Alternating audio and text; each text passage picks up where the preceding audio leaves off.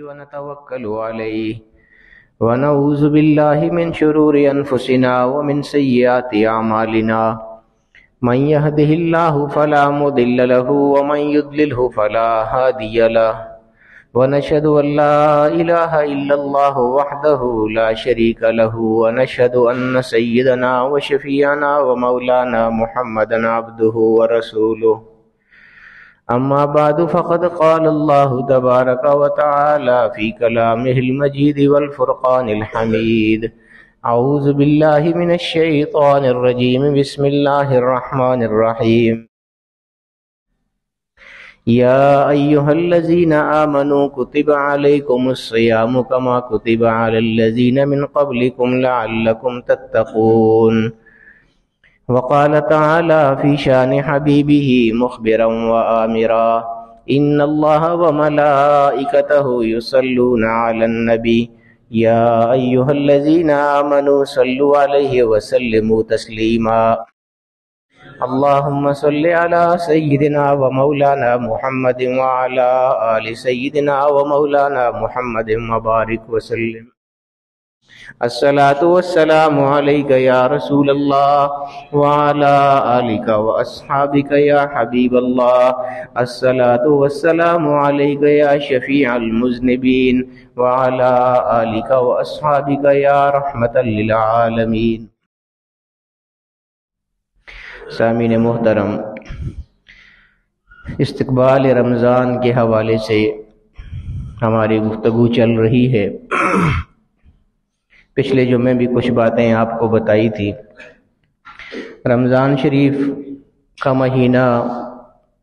بالکل قریب آ گیا ہے، اور رمضان میں جو اللہ رب العالمین کے انعامات ہوتے ہیں اور اللہ رب العالمین کی جو عطائیں اور نوازشیں ہوتی ہیں وہ تو اپنی جگہ ہیں، لیکن میں عرض یہ کر رہا تھا کہ ہم کو رمضان سے پہلے رمضان کے استقبال کے لیے کچھ کرنا چاہیے.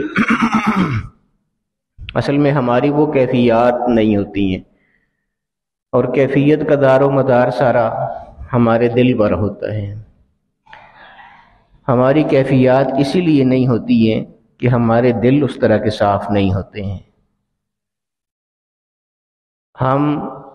پہلے تو یہ ہے کہ رمضان شریف جب آتا ہے تو ہر آدمی ڈر جاتا ہے کہ رمضان شریف آ گیا ہے.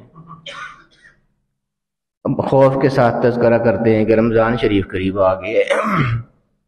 یہ وہی بات ہے نا کہ ہماری وہ کیفیت نہیں ہے، ہمارے اندر خوف ہے. جن لوگوں کی کیفیت دل کی ہوتی ہے ان کے نزدیک رمضان کی کیا اہمیت ہے. حضرت علی کرم اللہ وجہ الکریم ایک دن یعنی عید کا دن تھا، اور عید آپ کو پتہ ہے رمضان کے بعد آتی ہے. رمضان کی ہی خوشی ہوتی ہے، رمضان شریف انسان نے گزارا ہوتا ہے تو عید کا دن اللہ پاک عطا فرماتا ہے خوشیوں کے اظہار کے لیے.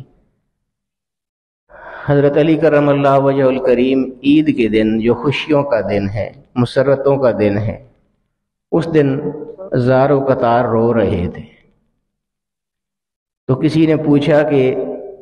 امیر المومنین آج آپ رو کیوں رہے ہیں؟ آج تو عید کا دن ہے، خوشیوں کا دن ہے، سارے لوگ خوشیاں منا رہے ہیں، ہر طرف خوشیاں ہی خوشیاں بکھری ہوئی ہیں، تو اس خوشیوں والے دن میں آپ کیوں رو رہے ہیں؟ اب وہ دیکھیے دل کی کیفیت جو میں عرض کرتا ہوں نا کہ ہمارے نزدیک تو رمضان آتا ہے تو ہمیں ڈر لگ جاتا ہے. ان کی دل کی کیفیت کیا ہوا کرتی تھی؟ حضرت علی کرم اللہ وجہ الکریم نے روتے ہوئے جواب دیا کہ رو اس بات سے رہا ہوں، اس بات پر رو رہا ہوں کہ اللہ کا مہمان رمضان آیا تھا تو وہ سارا گزر گیا ہے اور عید کا دن آ گیا. اب یہ پتہ نہیں ہے کہ اللہ کا مہمان جو رمضان تھا وہ ہم سے خوش گیا ہے یا ناخوش چلا گیا ہے. یعنی پتہ نہیں ہم رمضان کا حق ادا کر سکے ہیں یا نہیں کر سکے ہیں، جو کچھ ہمیں حاصل کرنا چاہیے تھا وہ ہم حاصل کر سکے ہیں یا نہیں کر سکے ہیں. تو اس لیے میں کہتا ہوں کہ بنیادی طور پر دل کی کیفیت جو ہے سارا دار و مدار تو اس پر ہے، اور ہم اپنے اعمال کی وجہ سے اپنے دل کی کیفیات کو خراب کرتے رہتے ہیں. جس طرح میں نے آپ کو پچھلے جمعے تفصیل کے ساتھ بتایا تھا کہ رمضان سے پہلے ہمیں بہت ساری چیزیں چھوڑنے کا تہیہ کرنا چاہیے۔ حدیث شریف میں یہ بھی آتا ہے کہ اللہ پاک کو، حضور نے فرمایا کہ اللہ پاک کو تمہارے بھوکے اور پیاسے رہنے سے کوئی فائدہ نہیں ہوتا ہے، نہ اس کو کوئی حاجت ہے کہ تم بھوکے اور پیاسے رہو۔ مطلب کیا ہے کہ ہم روزہ رکھ لیں اللہ رب العالمین نے جس طرح فرض کیا ہے، اور پھر روزہ رکھ کے روزہ رکھا ہوا ہو۔ یہاں تک آتا ہے کہ روزہ دار کو اگر کوئی آدمی اس کے ساتھ جھگڑا کرے یا اس کو گالیاں بھی دے دے، آپ جانتے ہیں نا ہمارے معاشرے میں گالی برداشت نہیں کی جاتی نا، کچھ بھی ہو جائے، جھگڑا کسی بھی حالت میں ہو جائے بندہ برداشت کر لیتا ہے، لیکن اگر کوئی گالی دے دے تو ہمارے معاشرے میں نہیں برداشت کیا جاتا اس بات کو۔ حدیث شریف میں آتا ہے کہ اگر روزے کی حالت میں تم کو کوئی گالی بھی دے دے کہ تم اتنے بڑے مقام پر ہو اس وقت جب تم نے روزہ رکھا ہوا ہے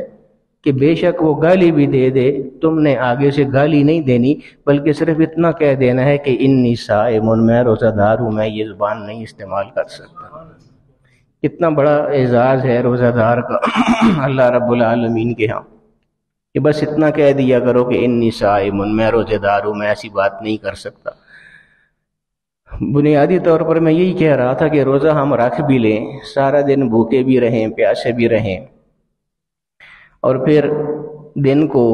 سارے کام وہی کریں ہم۔ ہر چیز میں آج کل آپ دیکھتے ہیں ملاوٹ ہوتی ہے، جتنی ہم خریداری کی چیزیں بازار سے خریدتے ہیں، گھریلو استعمال کی چیزیں ہوتی ہیں، تشریح کی ضرورت نہیں ہے، ہر ایک کو پتہ ہے، سارے لوگ خریدنے والے ہیں، سب لوگ بازاروں میں ہوتے ہیں، ہر چیز سے واقف ہیں آپ لوگ، ہر چیز میں ملاوٹ ہے۔ تو یعنی حیران ہوتا ہے آدمی کہ نمک سے زیادہ سستی چیز کون سی ہے، اس میں بھی ملاوٹ ہے، اس میں بھی ملاوٹ کرتے ہیں لوگ۔ پھر ہم روزہ دن کو رکھے ہوتے ہیں، کام یہ ہمارے ہوتے ہیں، ہر چیز میں ملاوٹ ہے۔ وہ میں پچھلے جمعے آپ کو بتا رہا تھا کہ ایاک نعبد و ایاک نستعین کیا ہے، یعنی اللہ پاک سے ہم سیدھا راستہ مانگتے ہیں، اس کی عبادت کرتے ہیں، اور اہدنا الصراط المستقیم کی دعا کرتے ہیں اللہ رب العالمین سے۔ تو اہدنا الصراط المستقیم کیا ہے؟ وہ یہی ہے نا کہ ان کاموں سے بچنا ہے جو اللہ پاک نے منع فرمائے ہیں، جن کو وہ نہیں پسند کرتے ہیں، وہ کام نہ کریں تو صراط مستقیم پر ہم ہو جاتے ہیں۔ وہ میں اوکارا میں تھا ادھر یونیورسٹی میں، وہاں بڑی خوبصورت بات ایک ڈاکٹر صاحب آئے ہوئے تھے انگلینڈ سے، انہوں نے فرمائی تھی، وہ فرما رہے تھے کہ مثال کے طور پر ایک کوئی مثلاً دودھ والا ہے، جس طرح پانی ڈالتے ہیں دودھ میں، ہر جگہ ہوتا ہے، لوگ کرتے ہیں، مہنگائی کا زمانہ ہے، بچت کرنے کے لیے کرنا پڑتا ہے، لوگوں کو مجبوریاں ہوتی ہیں ہر ایک کی، لیکن ضرورت سے زیادہ اگر کوئی ملاوٹ کر رہا ہے تو وہ ڈاکٹر صاحب فرما رہے تھے وہاں یونیورسٹی میں کہ پھر اہدنا الصراط المستقیم کہاں چلا جائے گا، پھر اللہ رب العالمین سے جو صراط مستقیم مانگ رہے ہیں وہ کہاں چلا جائے گا جب ہم ہر چیز میں ملاوٹ کر رہے ہیں۔ ادھر سے ہم پڑھیں اہدنا الصراط المستقیم، ادھر سے پانی کے 2 بوکے ہم دودھ میں ڈال لیں، صراط مستقیم تو ختم ہو گیا اسی جگہ پہ۔ اور اگر ملاوٹ نہیں کرتے ہیں ہم لوگ، چیز خالص دے دیتے ہیں، بے شک اس کا ریٹ زیادہ کر دیتے ہیں، اور جس طرح اللہ رب العالمین نے منع فرمایا ہے جن چیزوں سے ظاہر ہے یہ خیانت ہے نا، مال میں خیانت ہے، تجارت میں خیانت ہے جب ہم ملاوٹ کرتے ہیں۔ تو اللہ پاک کے حکم پر جب ہم چلتے ہوئے، اللہ کے حکم سے جب چلتے ہوئے، اللہ کے حکم پر چلتے ہوئے کام کرتے ہیں تو اللہ پاک اس میں ہمارے لیے برکتیں عطا فرما دیتے ہیں۔ اس بات کو سمجھیے، میں آپ کو بڑے مثال کے ساتھ بتاتا ہوں، یہ یقین رکھیے کہ اللہ رب العالمین رزق دینے والا ہے، اس میں کوئی شک نہیں ہونا چاہیے، اور ہم کو شک ہے بھی نہیں ہے، ہم یہ آیتیں بھی پڑھتے ہیں، پتہ بھی ہے روزی دینے والا اللہ پاک ہے۔ ہم تو پھر کام کرتے ہیں نا، کام کاج کرتے ہیں، محنت کرتے ہیں، سارے لوگ مزدوری کرتے ہیں، کاروبار کرتے ہیں، ملازمتیں کرتے ہیں، سارے کام کر کے رزق حاصل کرتے ہیں، سارے اسباب ہیں۔ یہ جو حشرات الارض وغیرہ ہیں، یہ چرند پرند ہیں، یہ تو کوئی نہ کوئی کاروبار کرتے ہیں، نہ کوئی ملازمتیں کرتے ہیں، کوئی ذریعہ آمدن کوئی نہیں ہے، تو کیا اللہ پاک ان کو رزق نہیں دے رہا ہے؟ یعنی رزق اللہ پاک نے دینا ہے، ہر حال میں دینا ہے۔ وَمَن يَتَّقِ اللَّهَ يَجْعَل لَّهُ مَخْرَجًا، قرآن کریم کی بڑی خوبصورت آیت ہے ایک رزق کے حوالے سے، کہ جو آدمی اللہ سے ڈرتا ہے، اللہ کے خوف میں زندگی گزارتا ہے، يَجْعَل لَّهُ مَخْرَجًا، وہ زندگی کے کسی بھی موڑ میں کسی بھی پریشانی میں اگر کسی جگہ پھنس گیا تو یجعل لہ مخرجا، اللہ پاک اس کے نکلنے کا راستہ بنا دے گا خود ہی۔ وَيَرْزُقْهُ مِنْ حَيْثُ لَا يَحْتَسِبُ، اور اللہ سے جو آدمی ڈرے گا، وَمَنْ يَتَّقِ اللَّهَ، اللہ سے جو ڈرے گا، اللہ کا جو خوف رکھے گا، يَرْزُقْهُ مِنْ حَيْثُ لَا يَحْتَسِبُ، اس کو ایسی جگہ سے اللہ پاک رزق عطا فرمائے گا کہ بندے نے گمان بھی نہیں کیا ہوگا کہ یہاں سے بھی مجھے رزق عطا ہو سکتا ہے۔ نعرہ تکبیر، نعرہ رسالت، یا رسول اللہ۔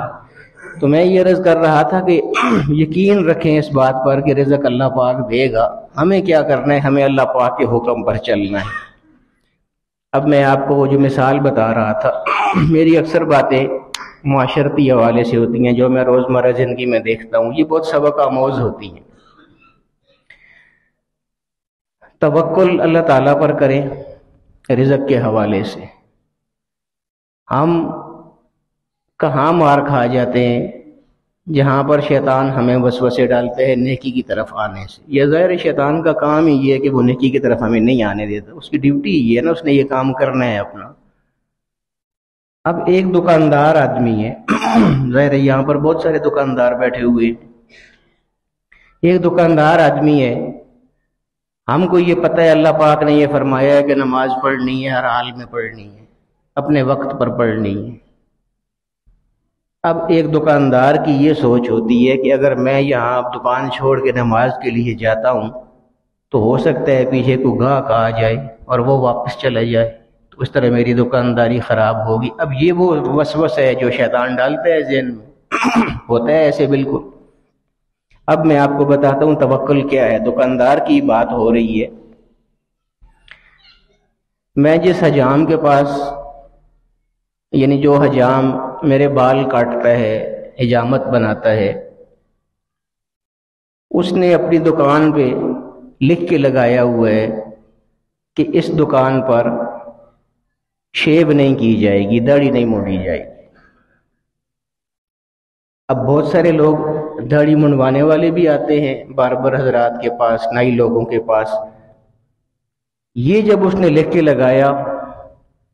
تو میں نے اس کو کہا کہ سارے ہی لوگ تو بال کٹانے والے نہیں آتے، بہت سے لوگ داڑھی منڈانے والے آتے ہیں، شیو والے آتے ہیں،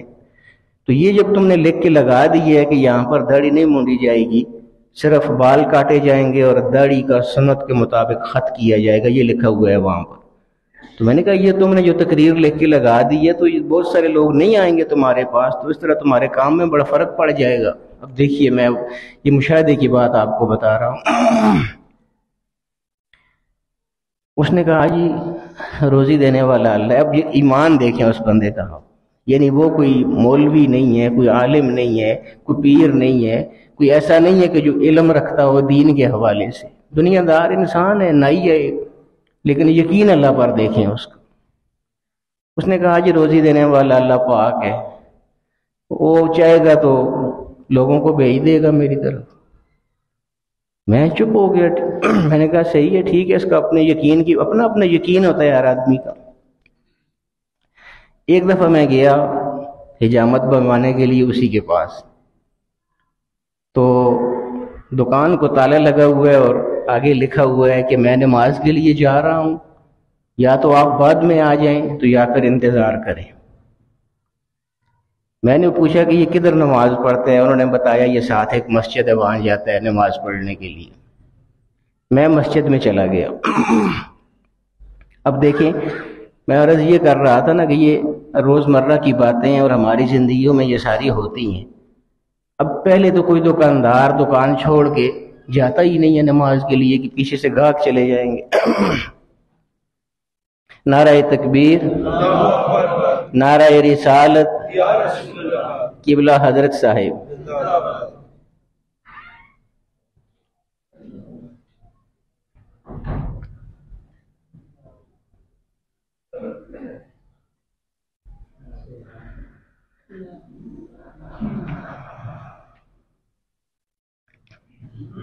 اچھا اب ہوتا یہ ہے کہ پہلے کوئی دکاندار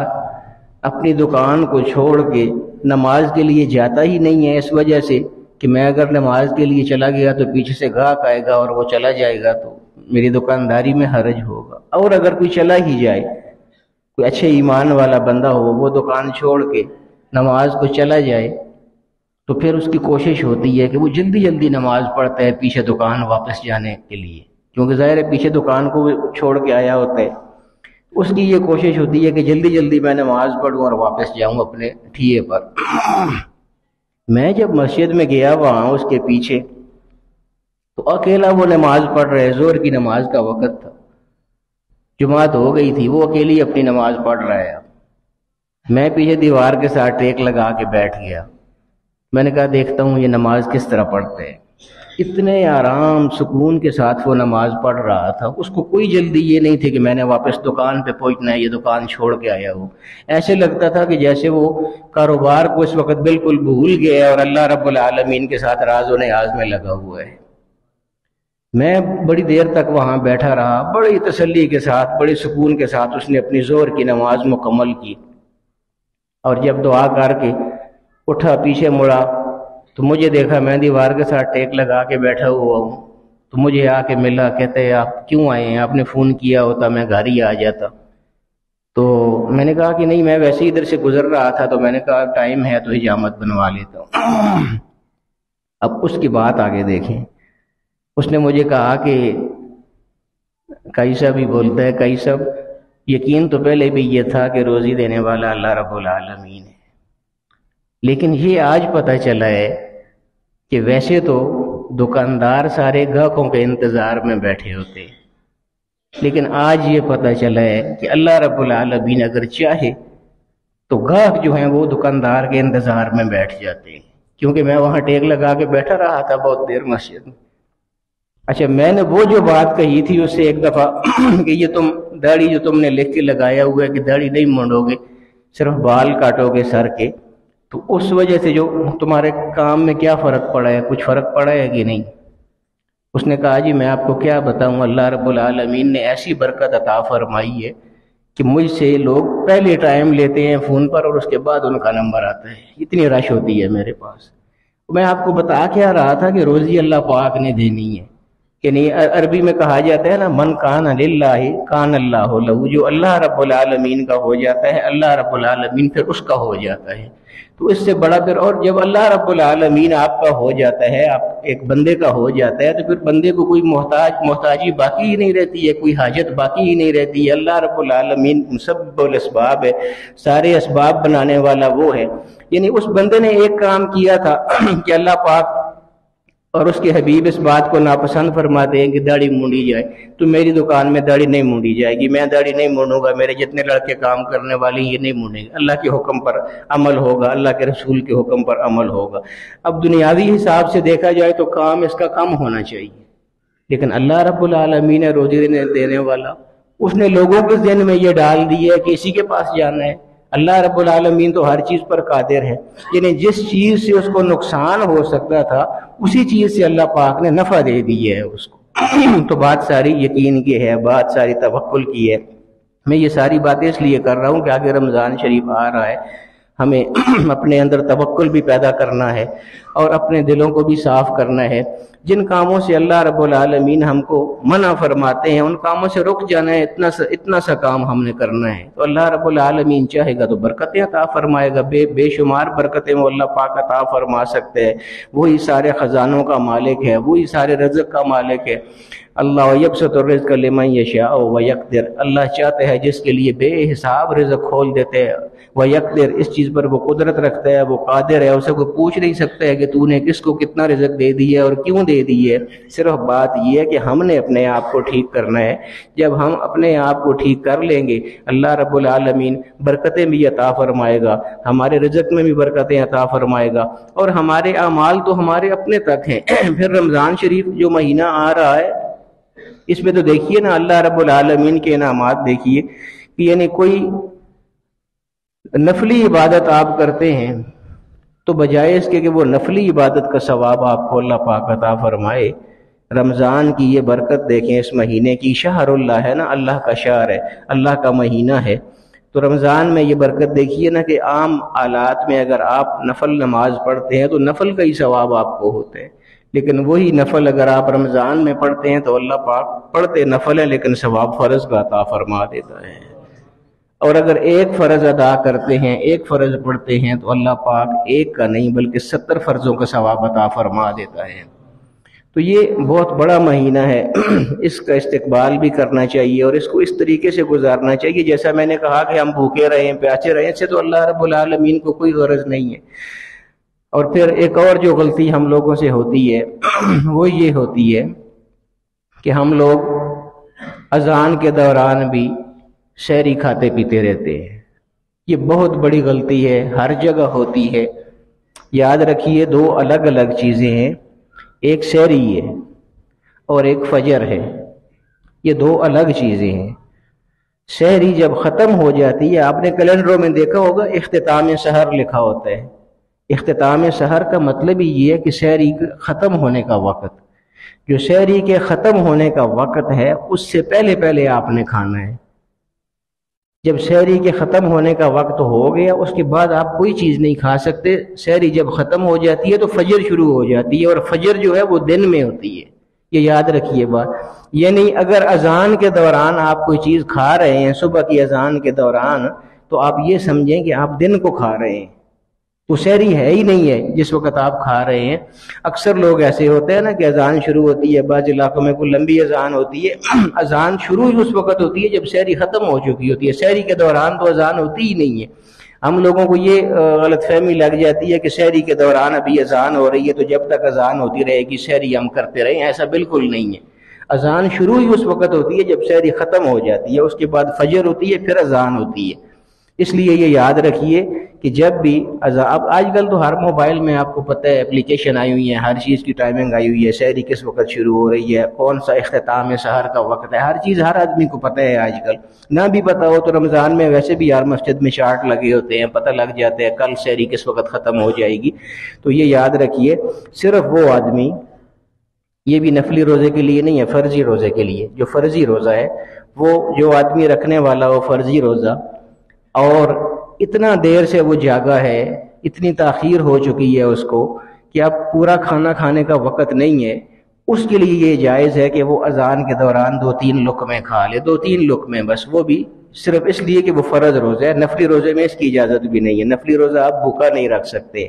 فرضی روزہ بھوکا رکھ سکتے ہیں آپ، لیکن اس میں یہ ہے کہ آپ اذان کے دوران 1-2 لقمے صرف وہ آدمی کھا لے جس کے پاس بالکل وقت نہیں ہے، جس کو تاخیر ہو چکی ہے، یعنی مجبوری ہے، وہ عذر میں آ جاتا ہے۔ پھر عام حالات میں ایسا نہیں ہے کہ اذان ہوتی رہے اور جب تک آخری لا الہ الا اللہ نہ ہو جائے تب تک جو ہے تو ہم کھاتے ہی رہے۔ تو وہ یہ سمجھے کہ جو اذان کے دوران آپ کھا رہے ہیں، میں یہ سمجھانا چاہ رہا ہوں کہ اذان کے دوران جو آپ کھا رہے ہیں یہ سمجھیں کہ آپ دن کو کھا رہے ہیں، اور دن کو کھانے سے تو روزہ ٹوٹ جاتا ہے، سب کو پتہ ہے۔ تو یہ سمجھیے کہ صبح کی اذان کے دوران جو کھا رہے ہوتے ہیں وہ دن کو کھا رہے ہوتے ہیں، اور دن کو اگر کھا لیں تو روزہ نہیں ہوتا ہے۔ اس لیے جو آدمی صبح کی اذان کے دوران کھاتا رہتا ہے تو یہ سمجھ لیں کہ اس کا روزہ نہیں ہوتا ہے، پھر سارا دن بھوکا پیاس۔ وہی بات آ جاتی ہے کہ اللہ پاک کو ہمارے بھوکے پیاسے رہنے سے تو کوئی حاجت نہیں ہے، نہ کوئی فائدہ ہے۔ اس لیے ہمیں یہ چاہیے کہ رمضان سے پہلے یہ ساری چیزیں ہم سمجھیں اور پھر رمضان پر ان پر عمل کریں، تاکہ اللہ رب العالمین جو روزے کا اصل مقصود ہے، جو اس کی روح ہے تقوی،